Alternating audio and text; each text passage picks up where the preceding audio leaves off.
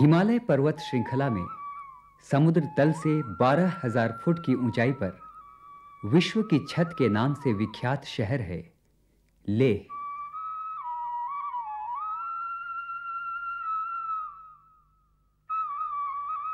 लेह जो चारों ओर से बर्फ से ढके पहाड़ों से घिरा हुआ है। यहां पहुंचकर ऐसा लगता है जैसे हाथ बढ़ा के झट से आकाश को छुआ जा सकता है।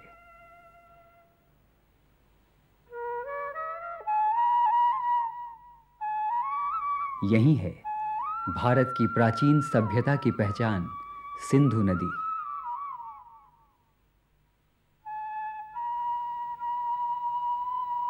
सिंधु नदी जिसके किनारे सिंधु सभ्यता का विकास हुआ।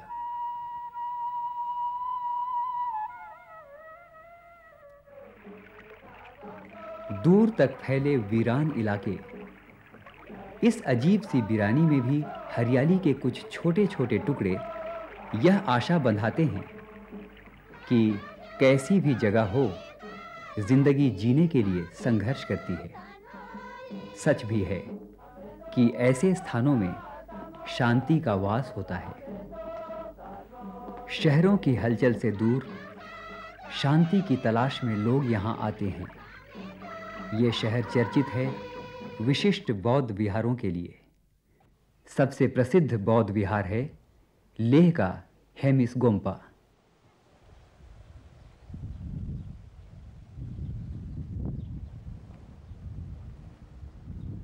यह सिंधु नदी के बाएं किनारे पर लेह के दक्षिण में स्थित है।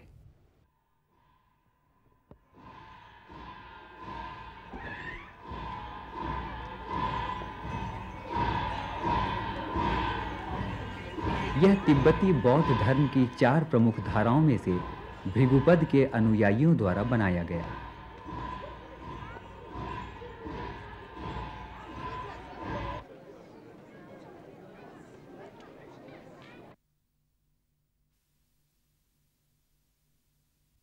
यहां बुद्ध के विभिन्न रूपों की उत्कृष्ट कलाकृतियां एवं प्रतिमाएं हैं।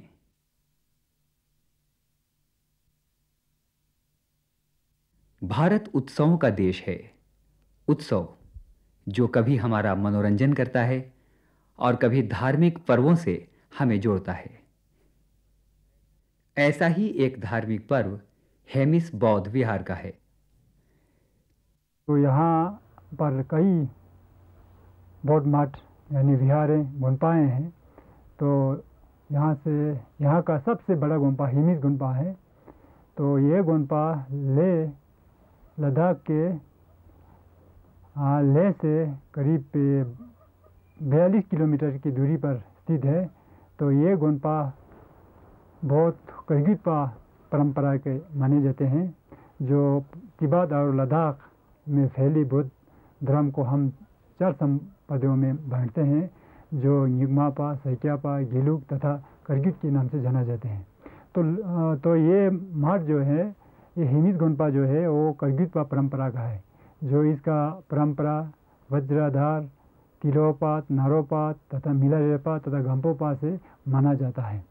तो करगितपा की भी कई शाखाएं हैं जो उपशाखाएं माने जाते हैं, जिनमें एक महत्वपूर्ण जो है डुक्पा करगितपा है। यह गोम्पा डुक्पा करगित संप्रदाय का है। तो ये गोम्पा आज से लगभग 350 यानी सन 1620 में यहाँ एक सिख पुरुष तख्तांग राजपा तिब्बत से निकालकर यहाँ लाहौल स्पीति ज़ंस्कार कश्मीर होते हुए उडियाना में गए थे, जो वहाँ से वापस आते हुए वो लद्दाख पहुँचे। तो यहाँ लद्दाख पहुँचने के बाद यहाँ के राजा जो है उस समय सिंगे नामग्याल धर्म राजा सिंगे नामग्याल था। तो सिंगे नामग्याल और इन दोनों लामा तख्तांग राजपा दोनों मिलकर जो है यहाँ बौद्ध धर्म का बहुत प्रचार व प्रसार किया। तो इसी तरह यहाँ एक साथ इन्होंने 4 महाविहारों की स्थापना की। वह है सबसे पहले हिमिस, फिर चेमड़े, फिर अनले, फिर टशीगांग के विहारों का स्थापना की। जो ये 3 महाविहार आजकल लद्दाख में विद्यमान है, एक तिब्बत में है। तो इस मार्च में हर साल हमारे तिब्बती के यानी लद्दाख के कई कैलेंडर के हिसाब से 5वें महीना की 10वीं तारीख को महाउत्सव यहाँ लगते हैं। वो धार्मिक उत्सव है। तिब्बत के पंचांग के अनुसार हर वर्ष के 5वें महीने की 10 तारीख को यहाँ धार्मिक महोत्सव मनाए जाते हैं। यह माना जाता है कि इस दिन गुरु पद्मसंभव का जन्म दूधिया झील में एक कमल के फूल में हुआ था। तिब्बत एक ऐसा स्थान है जहाँ के कैलेंडर में वर्षों के नाम जानवरों पर रखे गए हैं। गुरु पद्मसंभव का जन्म वानर वर्ष में माना जाता है, जो 12 साल में एक बार आता है।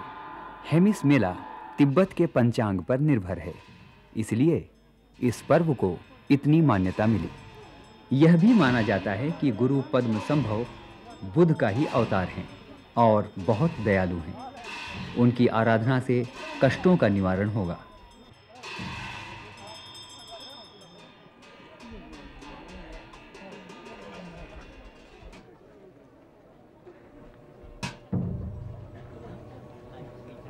हेमिस के इस धार्मिक उत्सव की एक प्रमुख विशेषता है पारंपरिक नृत्य, जिसके लिए विशेष रूप से वेशभूषा तैयार की जाती है।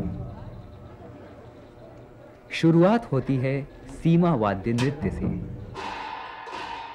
जिसमें 13 नर्तक होते हैं।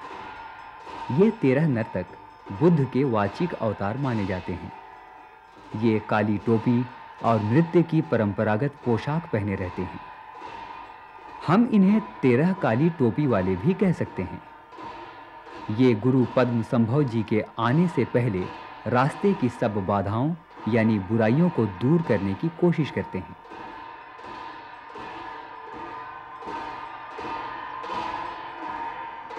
इसके बाद 16 नर्तकों द्वारा मठ के स्थान को पवित्र किया जाता है और शिष्यों को देवी देवताओं के रूप में सम्मानित कर नृत्य प्रारंभ किया जाता है। ये वज्र प्रज्ञामती डाकिनी का रूप धारण किए हुए होते हैं।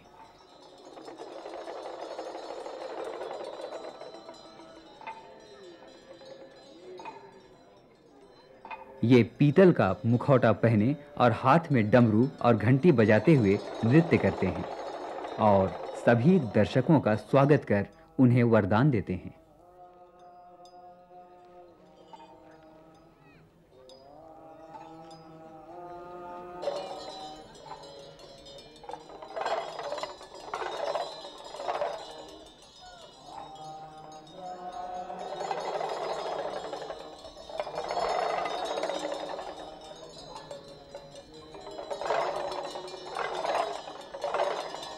और अब परंपरागत स्वागत समारोह गुरु पद्मसंभव महाराज जी का।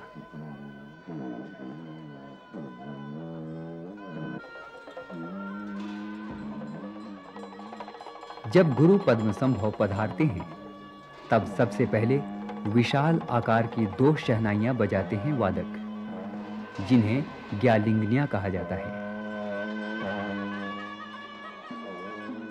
फिर 2 तुरही वादकों,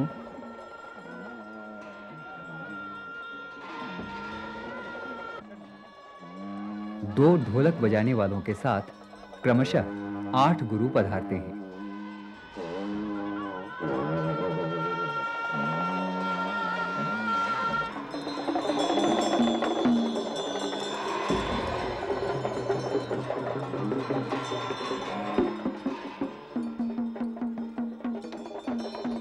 इनके नाम हैं गुरु पद्म वज्र, गुरु पद्म संभव, गुरु धमित वरुरुचि, गुरु पद्मराज, गुरु आदित्य, गुरु शाक्य सिंहे, सिंहनाद तथा 2 सिंहपुत्र और गुरु वज्रलीला।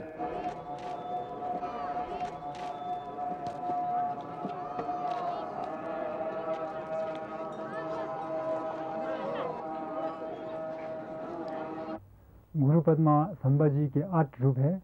तो आज के दिन इन 8 रूपों का नृत्य यहाँ होते हैं, जो हमें यहाँ लद्दाख में जो इसको छाम के नाम से जाना जाता है। तो एक एक करके जो है ये 8 रूपों का आज यहाँ नृत्य होते हैं।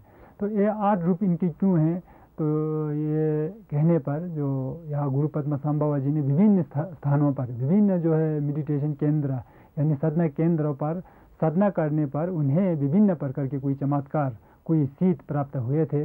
तो उनको ये इस तरह का विभिन्न नाम, 8 नाम जो पड़ा है, तो इससे गुरु संज्ञा के नाम से जाना जाता है।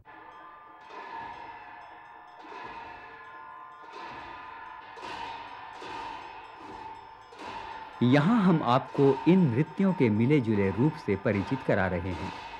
अलग अलग पोशाकें, मुखौटों की आकर्षक सज्जा और नर्तकों के हर कदम की पारंपरिक वाद्यों के साथ नपी तुली थिरकन पल भर को भी पलक झपकने नहीं देती।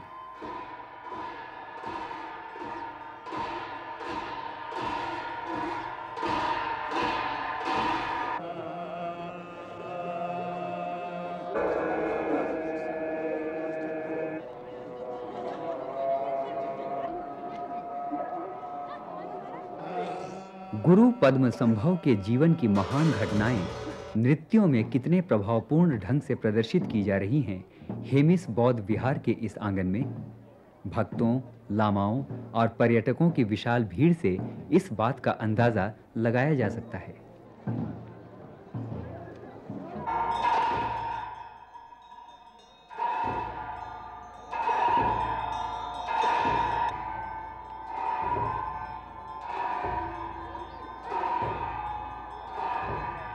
कौन भुला सकता है यहाँ के शांत वातावरण को गुंजाती ये मनमोहक ध्वनियाँ। ऐसा माना जाता है कि यहाँ जो भी इस समारोह में भाग लेता है वह संसार के बंधनों से मुक्त हो जाता है। पर हमारा ये मानना है कि यहाँ पहुंचकर व्यक्ति की आत्मा और मन दोनों का विस्तार होता है। उसके जीवन के सारे तनाव जैसे उत्सव की शीतल फुहारों से घुल से जाते हैं। फिर कहाँ रहता है रोष और अहम, सब में सब कुछ घुल मिल जाता है। एक खुले आसमान की तरह इतना विराट हृदय लेकर लौटता है पर्यटक। शायद उसका मन कहता है, ओ विशाल पर्वत पर बसे सुंदर प्रदेश लेह, देखना हम फिर लौटेंगे तुमसे मिलने।